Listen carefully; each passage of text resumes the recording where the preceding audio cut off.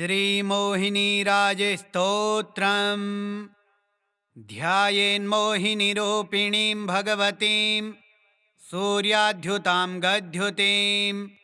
दिव्याम्भूषणभूषिताम्बरकरां पीताम्बरीं सुन्दरीं पीयूषां निजकुम्भहस्तकमलां नारायणी शोभनां भक्तानां प्रवरातटे स्थितिकरां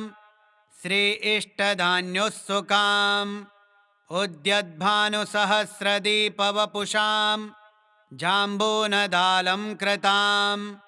ब्रह्मेन्द्रादिसुरः स्वमौलिमुनिभिर्नीराजनं श्रीपदां भक्ताभीष्टफलप्रदां च दधतीं हस्तैश्चतुर्भिर्घटं शङ्खचक्रमसिञ्चराहुमथिनीं ध्यायेत् सदा मोहिनीं कान्ते कामिनि कालरात्रकमले कारुण्यपूर्णे कले मायामोहिनि मङ्गले मधुहरे महालयै मान्त्रके भर्गे भानि भवानि भक्तिसुरभिर्भाग्यैकलब्धे भये वन्दे विश्वस्रजे विघन्तुदहरे वन्दे विधे वैष्णवीं कल्हारोत्पलकैरवाम्बुजदलन् माकन्दसन्मञ्जरे कान्दण्डं करपङ्कजेन पधर्ते पुण्ड्रेक्षुदण्डोद्भवं सौवर्णाङ्कुशपाशपाणिवरुणा मारक्तवस्त्रावृताम् अम्बामम्बुजसन्निभां त्रिनयनां चन्द्रार्धचूडां भजेत् लक्ष्मीशोभितवामभागममलां सिंहासने सुन्दरं सव्यं चक्रधरं च निर्भयकरं वामेन चापुम्बरं सर्पाधीशकृतान्तपत्रममलां त्र्यक्षां विषष्टोज्ज्वलं वन्दे देवमुनीन्द्रवान्दिवपदं लक्ष्मीनृसिंहं भजेत्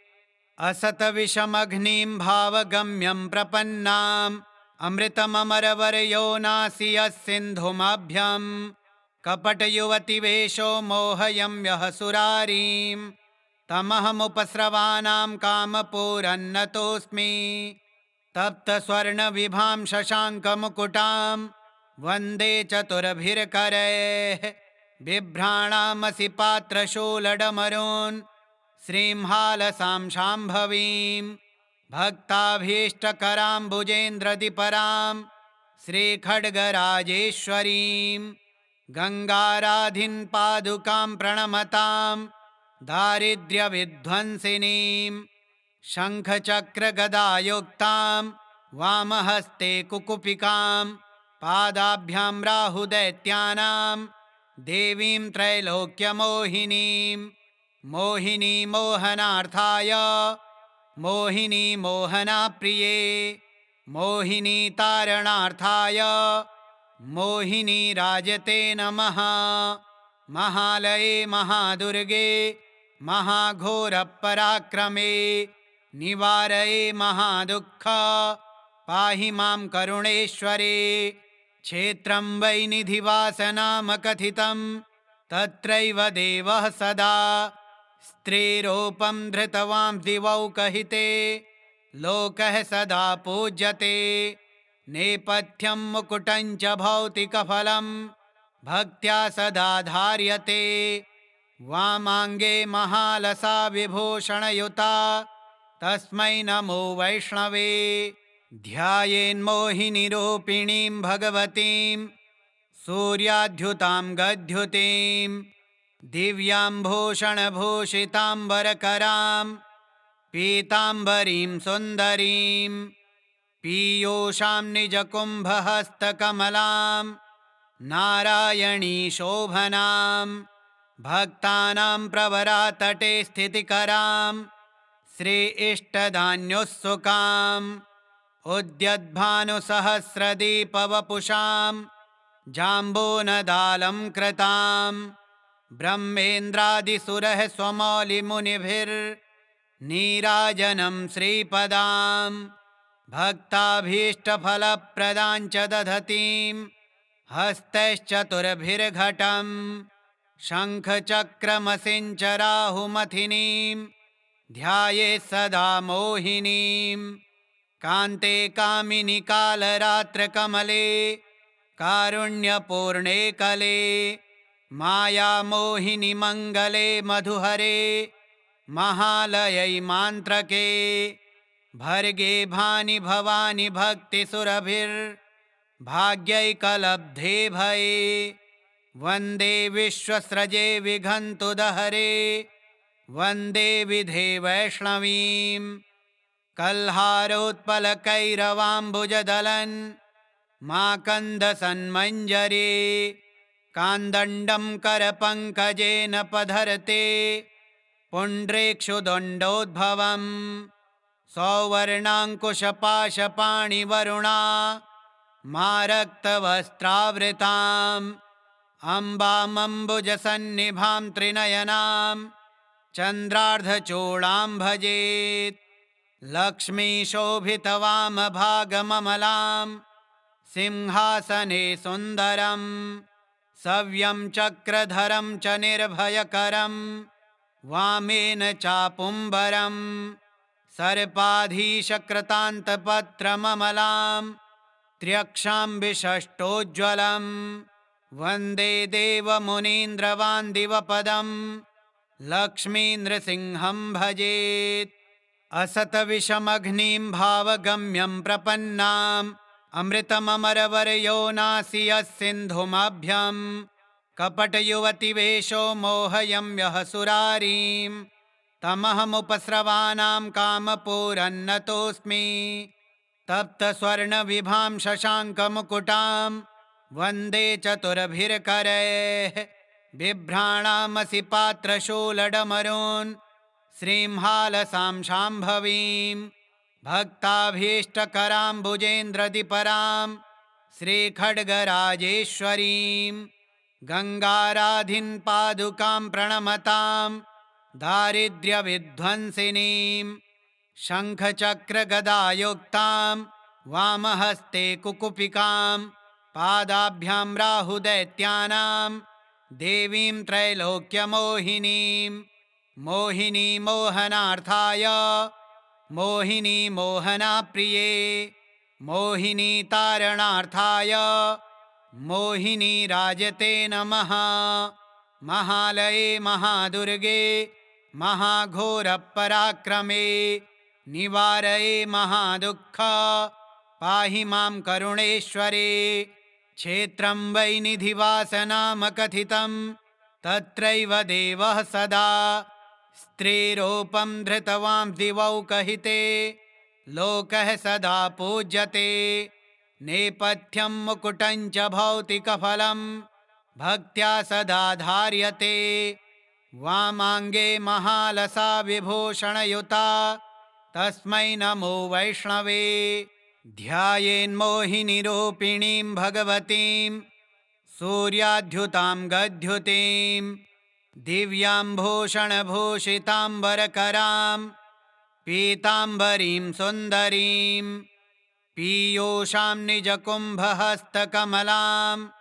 नारायणी शोभनां भक्तानां प्रवरातटे स्थितिकरां श्री इष्टदान्युत्सुकाम् उद्यद्भानुसहस्रदीपवपुषां जाम्बूनदालं कृतां ब्रह्मेन्द्रादिसुरः स्वमौलिमुनिभिर्नीराजनं श्रीपदां भक्ताभीष्टफलप्रदां च दधतीं हस्तैश्चतुर्भिर्घटं शङ्खचक्रमसिञ्चराहुमथिनीं ध्यायेत् सदा मोहिनीं कान्ते कामिनि कालरात्रकमले कारुण्यपूर्णे कले मायामोहिनि मङ्गले मधुहरे महालयै मान्त्रके भर्गे भानि भवानि भक्तिसुरभिर्भाग्यैकलब्धे भये वन्दे विश्वस्रजे विघन्तुदहरे वन्दे विधे वैष्णवीं कल्हारोत्पलकैरवाम्बुजदलन् माकन्दसन्मञ्जरे कान्दण्डं करपङ्कजेन पधरते पुण्ड्रेक्षुदण्डोद्भवम् सौवर्णाङ्कुशपाशपाणिवरुणा मारक्तवस्त्रावृताम् अम्बामम्बुजसन्निभां त्रिनयनां चन्द्रार्धचूडां भजेत्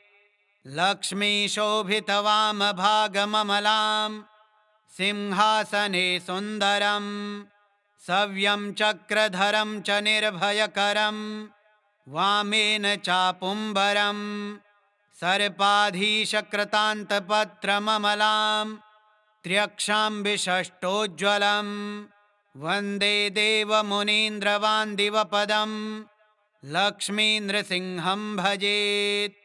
असतविषमघ्निं भावगम्यं प्रपन्नाम् अमृतममरवर्योनासि यस्सिन्धुमभ्यं कपटयुवतिवेषो मोहयं यः सुरारीं तमहमुपस्रवानां कामपूरन्नतोऽस्मि तप्तस्वर्णविभां शशाङ्कमुकुटां वन्दे चतुर्भिर्करैः बिभ्राणामसि पात्रशूलडमरून् श्रींहालसां शाम्भवीं भक्ताभीष्टकराम्बुजेन्द्रदिपरां श्रीखड्गराजेश्वरीं गङ्गाराधिं पादुकां प्रणमतां दारिद्र्यविध्वंसिनीं शङ्खचक्रगदायुक्तां वामहस्ते कुकुपिकां पादाभ्यां राहुदैत्यानां देवीं त्रैलोक्यमोहिनीं मोहिनी मोहनार्थाय मोहिनी मोहनाप्रिये मोहिनी तारणार्थाय मोहिनी राजते नमः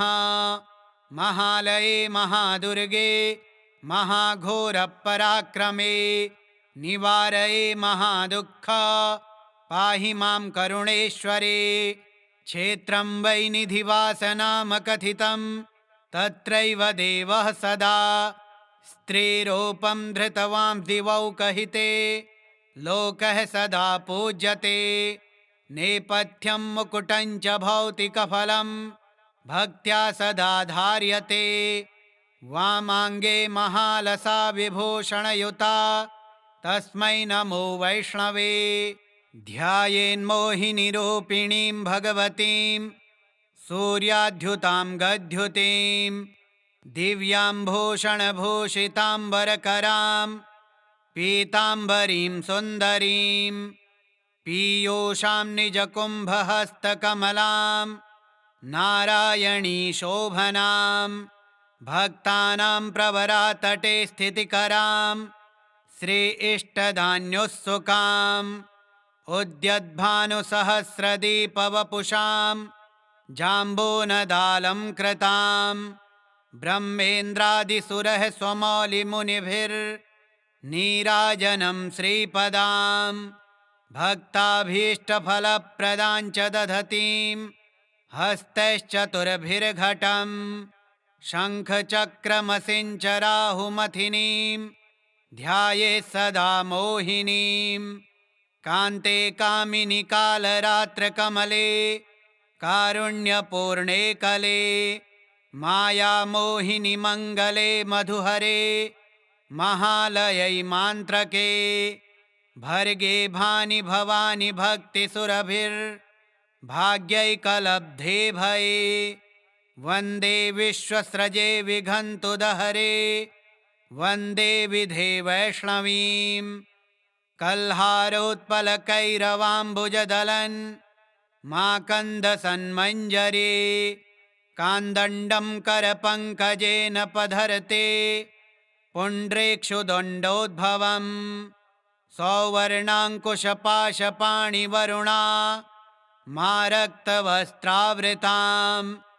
अम्बामम्बुजसन्निभां त्रिनयनां चन्द्रार्धचूडां भजेत् लक्ष्मीशोभितवामभागममलां सिंहासने सुन्दरं सव्यं चक्रधरं च निर्भयकरं वामेन चापुम्बरं सर्पाधीशकृतान्तपत्रममलां त्र्यक्षां विषष्टोज्ज्वलं वन्दे देवमुनीन्द्रवान्दिवपदं लक्ष्मीनृसिंहं भजेत्। असतविषमघ्निं भावगम्यं प्रपन्नाम् अमृतममरवर्योनासि यस्सिन्धुमाभ्यं कपटयुवतिवेषो मोहयं यः सुरारीं तमहमुपस्रवानां कामपूरन्नतोऽस्मि।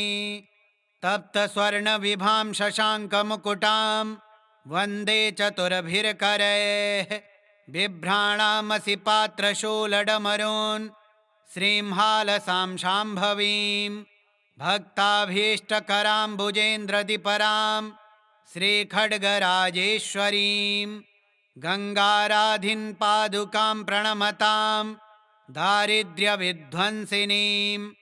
शङ्खचक्रगदायुक्तां वामहस्ते कुकुपिकां पादाभ्यां राहुदैत्यानां देवीं त्रैलोक्यमोहिनीं मोहिनी मोहनार्थाय मोहिनी मोहनाप्रिये मोहिनी तारणार्थाय मोहिनी राजते नमः। महालये महादुर्गे महाघोरपराक्रमे निवारये महादुःख पाहि मां करुणेश्वरे। क्षेत्रं वै निधिवासनामकथितं तत्रैव देवः सदा स्त्रीरूपं धृतवां दिवौकहिते लोकः सदा पूज्यते। नेपथ्यं मुकुटं च भौतिकफलं भक्त्या सदा धार्यते। वामाङ्गे महालसा विभूषणयुता तस्मै नमो वैष्णवे। ध्यायेन्मोहिनीरूपिणीं भगवतीं सूर्याद्युतां गद्युतीं दिव्याम्भूषणभूषिताम्बरकरां पीताम्बरीं सुन्दरीं पीयूषां निजकुम्भहस्तकमलां नारायणी शोभनां भक्तानां प्रवरातटे स्थितिकरां श्री इष्टदान्युत्सुकाम् उद्यद्भानुसहस्रदीपवपुषां जाम्बूनदालं कृतां ब्रह्मेन्द्रादिसुरः स्वमौलिमुनिभिर्नीराजनं श्रीपदां भक्ताभीष्टफलप्रदां च दधतीं हस्तैश्चतुर्भिर्घटं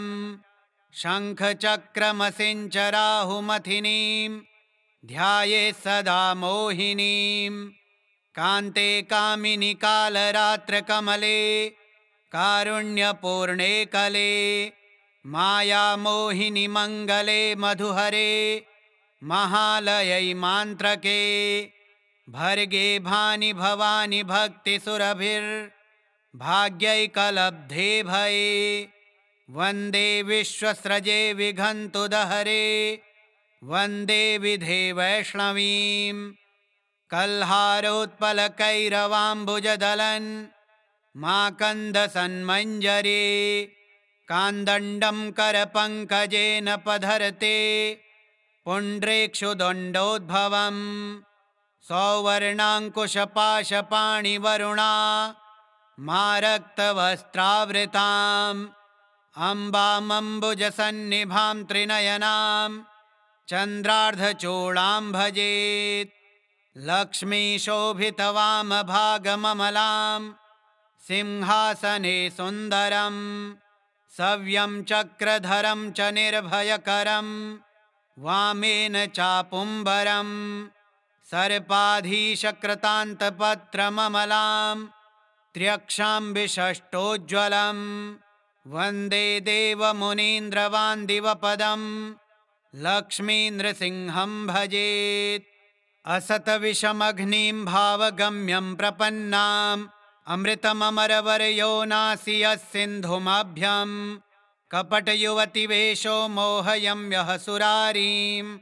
तमहमुपस्रवानां कामपूरन्नतोऽस्मि। तप्तस्वर्णविभां शशाङ्कमुकुटां वन्दे चतुर्भिर्करैः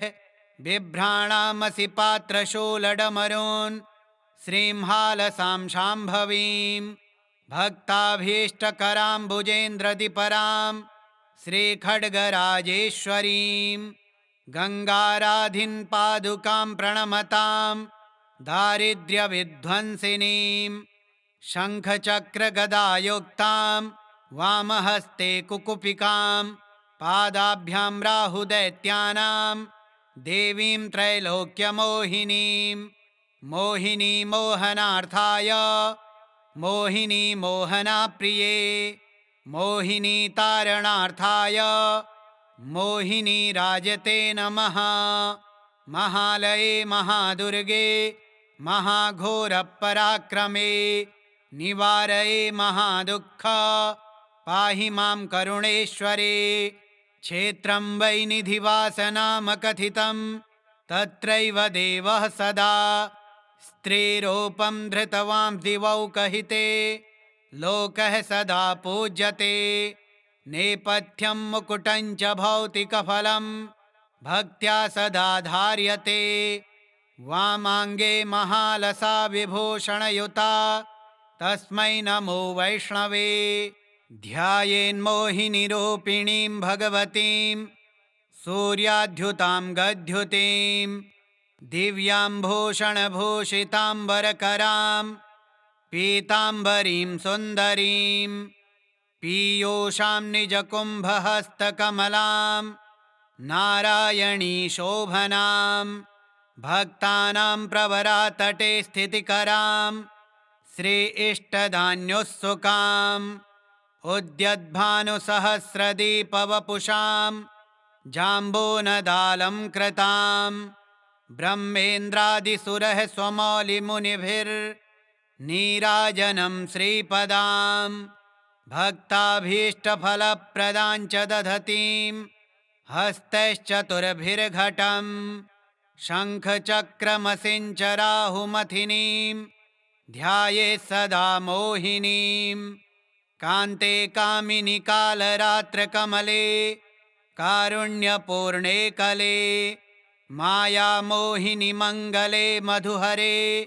महालयै मान्त्रके भर्गे भानि भवानि भक्तिसुरभिर्भाग्यैकलब्धे भये वन्दे विश्वस्रजे विघन्तुदहरे वन्दे विधे वैष्णवीं कल्हारोत्पलकैरवाम्बुजदलन् माकन्दसन्मञ्जरे कान्दण्डं करपङ्कजेन पधरते पुण्ड्रेक्षुदण्डोद्भवं सौवर्णाङ्कुशपाशपाणिवरुणा मारक्तवस्त्रावृताम् अम्बामम्बुजसन्निभां त्रिनयनां चन्द्रार्धचूडां भजेत् लक्ष्मीशोभितवामभागममलां सिंहासने सुन्दरं सव्यं चक्रधरं च निर्भयकरं वामेन चापुम्बरं सर्पाधीशकृतान्तपत्रममलां त्र्यक्षां विषष्टोज्ज्वलं वन्दे देवमुनीन्द्रवान्दिवपदं लक्ष्मीनृसिंहं भजेत् असतविषमघ्निं भावगम्यं प्रपन्नाम् अमृतममरवर्योनासि यस्सिन्धुमभ्यं कपटयुवतिवेषो मोहयं यः सुरारीं तमहमुपस्रवानां कामपूरन्नतोऽस्मि तप्तस्वर्णविभां शशाङ्कमुकुटां वन्दे चतुर्भिर्करैः बिभ्राणामसि पात्रशूलडमरून् श्रींहालसां शाम्भवीं भक्ताभीष्टकराम्बुजेन्द्रदिपरां श्रीखड्गराजेश्वरीं गङ्गाराधिं पादुकां प्रणमतां दारिद्र्यविध्वंसिनीं शङ्खचक्रगदायुक्तां वामहस्ते कुकुपिकां पादाभ्यां राहुदैत्यानां देवीं त्रैलोक्यमोहिनीं मोहिनी मोहनार्थाय मोहिनी मोहनाप्रिये मोहिनी तारणार्थाय मोहिनी राजते नमः। महालये महादुर्गे महाघोरपराक्रमे निवारये महादुःख पाहि मां करुणेश्वरे। क्षेत्रं वै निधिवासनामकथितं तत्रैव देवः सदा स्त्रीरूपं धृतवां दिवौकहिते लोकः सदा पूज्यते। नेपथ्यं मुकुटं च भौतिकफलं भक्त्या सदा धार्यते। वामाङ्गे महालसा विभूषणयुता तस्मै नमो वैष्णवे। ध्यायेन्मोहिनीरूपिणीं भगवतीं सूर्याद्युतां गद्युतीं दिव्यां भूषणभूषिताम्बरकरां पीताम्बरीं सुन्दरीं पीयूषां निजकुम्भहस्तकमलां नारायणी शोभनां भक्तानां प्रवरातटे स्थितिकरां श्री इष्टदान्युत्सुकाम् उद्यद्भानुसहस्रदीपवपुषां जाम्बूनदालं कृतां ब्रह्मेन्द्रादिसुरः स्वमौलिमुनिभिर्नीराजनं श्रीपदां भक्ताभीष्टफलप्रदां च दधतीं हस्तैश्चतुर्भिर्घटं शङ्खचक्रमसिञ्चराहुमथिनीं ध्यायेत् सदा मोहिनीं। कान्ते कामिनि कालरात्रकमले कारुण्यपूर्णे कले मायामोहिनि मङ्गले मधुहरे महालयै मान्त्रके भर्गे भानि भवानि भक्तिसुरभिर्भाग्यैकलब्धे भये। वन्दे विश्वस्रजे विघन्तुदहरे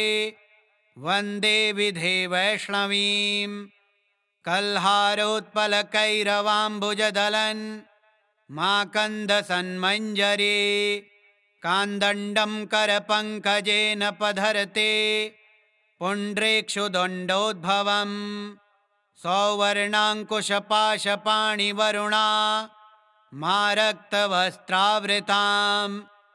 अम्बामम्बुजसन्निभां त्रिनयनां चन्द्रार्धचूडां भजेत्। लक्ष्मीशोभितवामभागममलां सिंहासने सुन्दरं सव्यं चक्रधरं च निर्भयकरं वामेन चापुम्बरं सर्पाधीशकृतान्तपत्रममलां त्र्यक्षां विषष्टोज्ज्वलं वन्दे देवमुनीन्द्रवान्दिवपदं लक्ष्मीनृसिंहं भजेत्। असतविषमघ्निं भावगम्यं प्रपन्नाम् अमृतममरवर्योनासि यस्सिन्धुमाभ्यं कपटयुवतिवेषो मोहयं यः सुरारीं तमहमुपस्रवानां कामपूरन्नतोऽस्मि।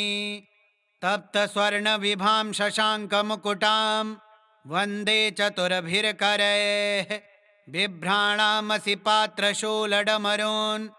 श्रींहालसां शाम्भवीं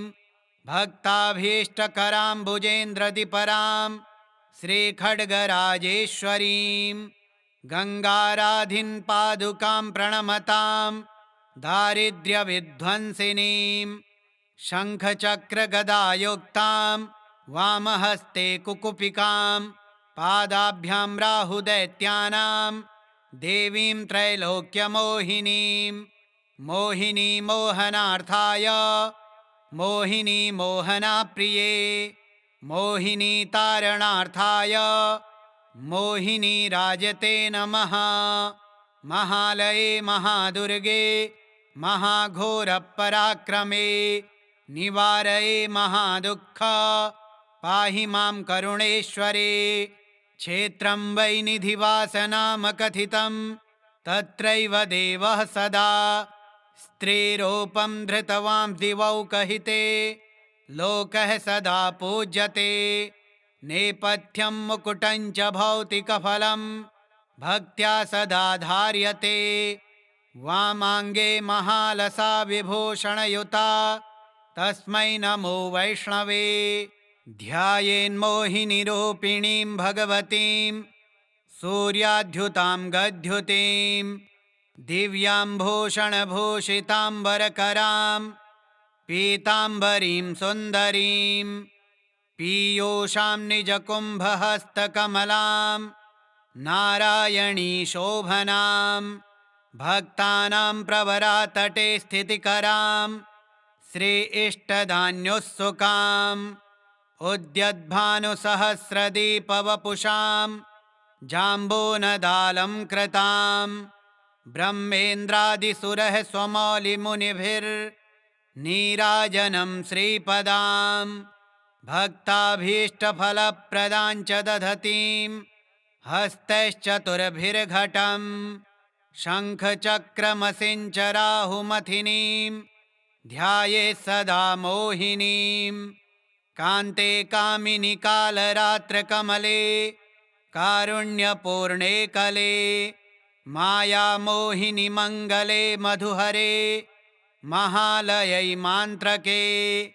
भर्गे भानि भवानि भक्तिसुरभिर्भाग्यैकलब्धे भये वन्दे विश्वस्रजे विघन्तुदहरे वन्दे विधे वैष्णवीं कल्हारोत्पलकैरवाम्बुजदलन् माकन्दसन्मञ्जरे कान्दण्डं करपङ्कजेन पधर्ते पुण्ड्रेक्षुदण्डोद्भवम् सौवर्णाङ्कुशपाशपाणिवरुणा मारक्तवस्त्रावृताम् अम्बामम्बुजसन्निभां त्रिनयनां चन्द्रार्धचूडां भजेत् लक्ष्मीशोभितवामभागममलां सिंहासने सुन्दरं सव्यं चक्रधरं च निर्भयकरं वामेन चापुम्बरं सर्पाधीशकृतान्तपत्रममलां त्र्यक्षां विषष्टोज्ज्वलं वन्दे देवमुनीन्द्रवान्दिवपदं लक्ष्मीनृसिंहं भजेत् असतविषमघ्निं भावगम्यं प्रपन्नाम् अमृतममरवर्योनासि यस्सिन्धुमभ्यं कपटयुवतिवेषो मोहयं यः सुरारीं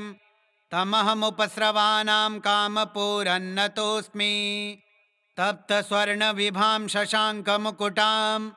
वन्दे चतुर्भिर्करैः बिभ्राणामसि पात्रशूलडमरून् श्रींहालसां शाम्भवीं भक्ताभीष्टकराम्बुजेन्द्रदिपरां श्रीखड्गराजेश्वरीं गङ्गाराधिं पादुकां प्रणमतां दारिद्र्यविध्वंसिनीं शङ्खचक्रगदायुक्तां वामहस्ते कुकुपिकां पादाभ्यां राहुदैत्यानां देवीं त्रैलोक्यमोहिनीं मोहिनी मोहनार्थाय मोहिनी मोहनाप्रिये मोहिनी तारणार्थाय मोहिनी राजते नमः महालये महादुर्गे महाघोरपराक्रमे निवारये महादुःख पाहि मां करुणेश्वरे क्षेत्रं वै निधिवासनामकथितं तत्रैव देवः सदा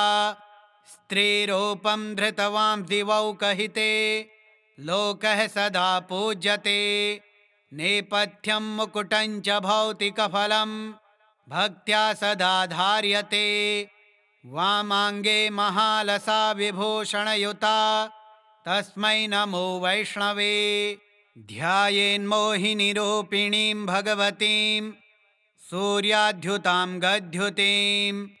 दिव्याम्भूषणभूषिताम्बरकरां पीताम्बरीं सुन्दरीं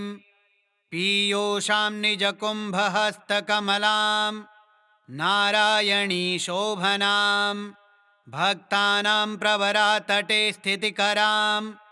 श्री इष्टदान्युत्सुकाम् उद्यद्भानुसहस्रदीपवपुषां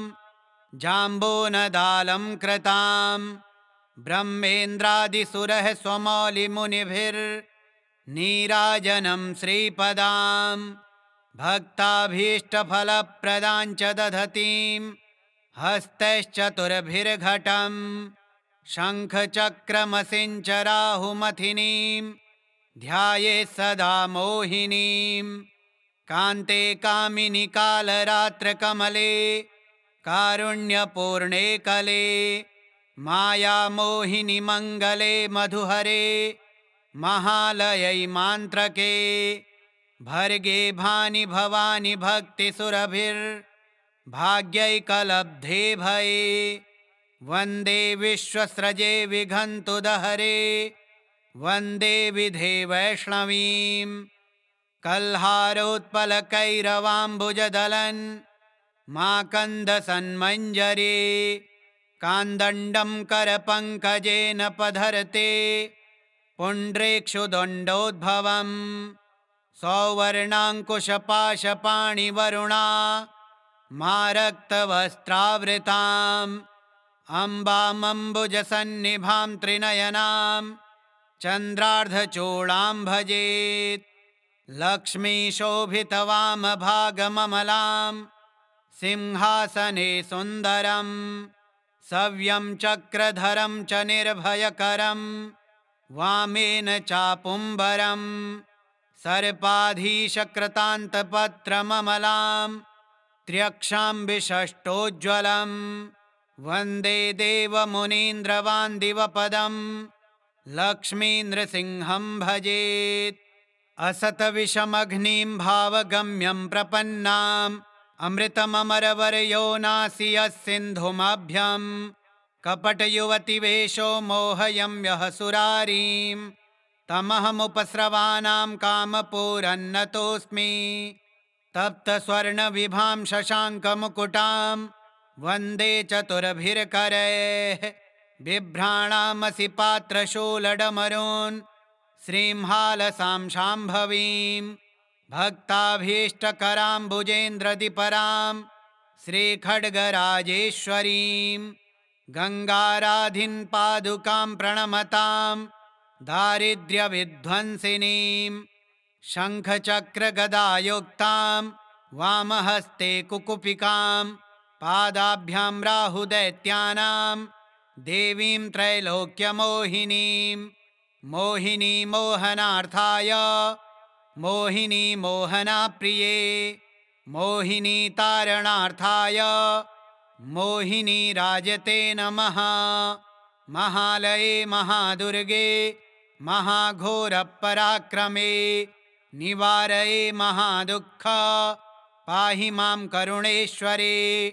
क्षेत्रं वै निधिवासनामकथितं तत्रैव देवः सदा स्त्रीरूपं धृतवां दिवौकहिते लोकः सदा पूज्यते नेपथ्यं मुकुटं च भौतिकफलं भक्त्या सदा धार्यते वामाङ्गे महालसा विभूषणयुता तस्मै नमो वैष्णवे ध्यायेन्मोहिनीरूपिणीं भगवतीं सूर्याद्युतां गद्युतीं दिव्यां भूषणभूषिताम्बरकरां पीताम्बरीं सुन्दरीं पीयूषां निजकुम्भहस्तकमलां नारायणी शोभनां भक्तानां प्रवरातटे स्थितिकरां श्री इष्टदान्युत्सुकाम् उद्यद्भानुसहस्रदीपवपुषां जाम्बूनदालं कृतां ब्रह्मेन्द्रादिसुरः स्वमौलिमुनिभिर्नीराजनं श्रीपदां भक्ताभीष्टफलप्रदां च दधतीं हस्तैश्चतुर्भिर्घटं शङ्खचक्रमसिञ्चराहुमथिनीं ध्यायेत् सदा मोहिनीं कान्ते कामिनि कालरात्रकमले कारुण्यपूर्णे कले मायामोहिनि मङ्गले मधुहरे महालयै मान्त्रके भर्गे भानि भवानि भक्तिसुरभिर्भाग्यैकलब्धे भये वन्दे विश्वस्रजे विघन्तुदहरे वन्दे विधे वैष्णवीं कल्हारोत्पलकैरवाम्बुजदलन् माकन्दसन्मञ्जरी कान्दण्डं करपङ्कजेन पधर्ते पुण्ड्रेक्षुदण्डोद्भवम् सौवर्णाङ्कुशपाशपाणिवरुणा मारक्तवस्त्रावृताम् अम्बामम्बुजसन्निभां त्रिनयनां चन्द्रार्धचूडां भजेत् लक्ष्मीशोभितवामभागममलां सिंहासने सुन्दरं सव्यं चक्रधरं च निर्भयकरं वामेन चापुम्बरं सर्पाधीशकृतान्तपत्रममलां त्र्यक्षां विषष्टोज्ज्वलम् वन्दे देवमुनीन्द्रवान्दिवपदं लक्ष्मीनृसिंहं भजेत् असतविषमघ्निं भावगम्यं प्रपन्नाम् अमृतममरवर्यो नासि यस्सिन्धुमभ्यं कपटयुवतिवेषो मोहयं यः सुरारीं तमहमुपस्रवाणां कामपूरन्नतोऽस्मि तप्तस्वर्णविभां शशाङ्कमुकुटां वन्दे चतुर्भिर्करैः बिभ्राणामसि पात्रशूलडमरून्